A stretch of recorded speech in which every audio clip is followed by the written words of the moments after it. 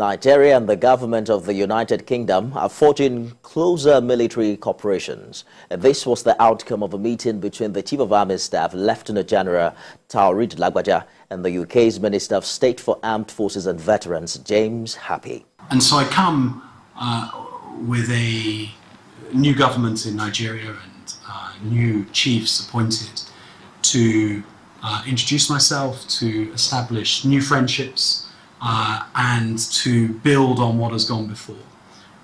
To invite you to be honest and candid with us about the things that we've been doing that perhaps you no longer care for, and the things that we haven't been doing, and that you would like us to do anew. Because I think it's important to us that we don't, that what we're doing is the stuff that meets your ambition for your army, General, whilst it is under your command. And my team are itching to have those conversations with you and your team to understand what your ambitions are. We are also open to the procurement of equipment on platforms from the UK. We are in discussion towards the procurement of the Husky mine clearance vehicles from the UK. I know that has stalled, but we appreciate if this can be kickstarted and pushed forward. Beyond military matters, both nations are collaborating to elevate civilian policing standards, uphold human rights, and acknowledge the vital role that women play in the pursuit of lasting peace.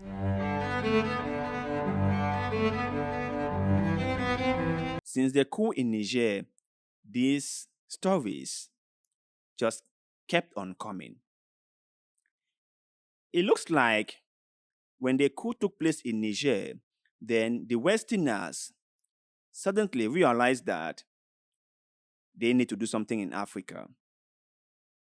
They just kept on flogging into the continent, trying to find means to destabilize the continent.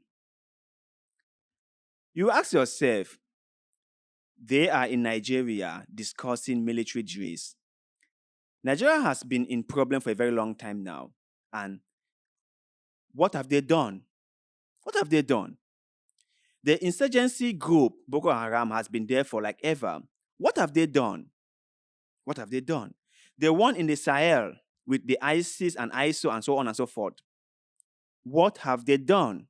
What have they really done to bring this group to bed? What have they done? But since the people of Niger decided to take matters into their own hands, now the Westerners are like, maybe we need to do something because we feel like things are getting out of hand. If we let things keep going on the way they are going, it might be too difficult for us to get it back. And so they just keep on flogging into Africa. They were in Ghana, now they're in Nigeria, and they're all over the place. And that is why Nigeria has been championing the intervention in Niger. I have always knew that Nigeria had something to gain from it. That like they have a motive of championing this intervention in Niger. And the reason why they have been insisting that the deposed leader, Mohamed Bazoum, be reinstated is because they have a motive, they have an interest in Niger. You see the pipeline, right? That was supposed to take, I think, gas or something from Nigeria into Niger and into Algeria. Yeah. That they are counting on that pipeline. And since the military junta are in place, it might disturb them. It might slow down things, or it might just derail things altogether. And that is why they are like, we cannot accept this. We cannot let this fly. We need to look for a way to get rid with these juntas.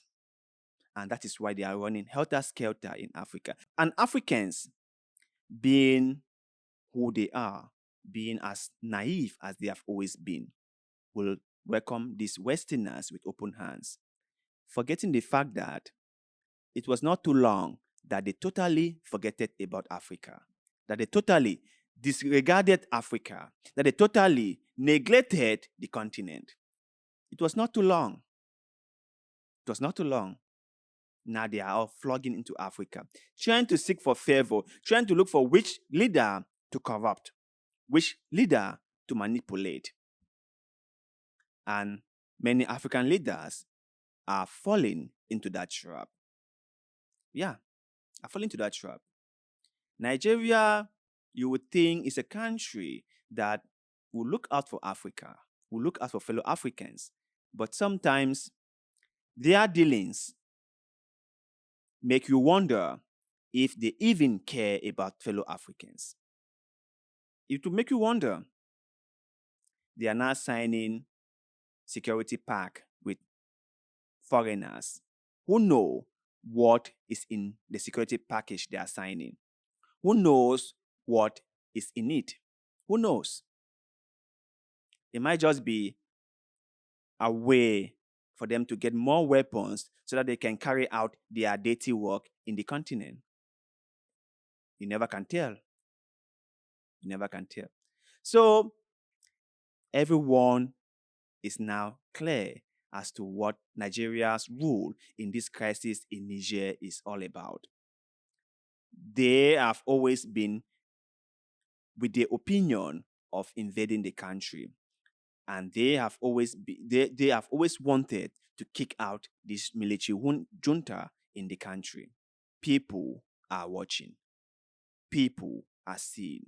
And I'm grateful because even the local Nigerians themselves have said to their leaders, no, we want no involvement in this. We want no part in this. We want no take in this issue.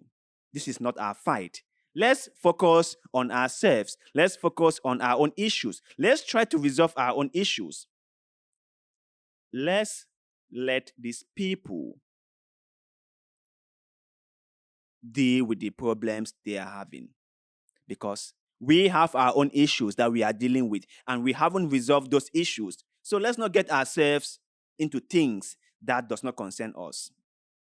The Nigerians have said it to their leadership. So let's wait and see how all this will unfold. But you guys out there, what is your take on all these security packages that are being signed between the Western countries and African countries? What do they want? If you had to speculate, what would be your speculation? Share it in the comment section below because we would like to hear what you have to say. So thank you very much for watching this video. And please do not forget to like the video, share the video, subscribe to this channel.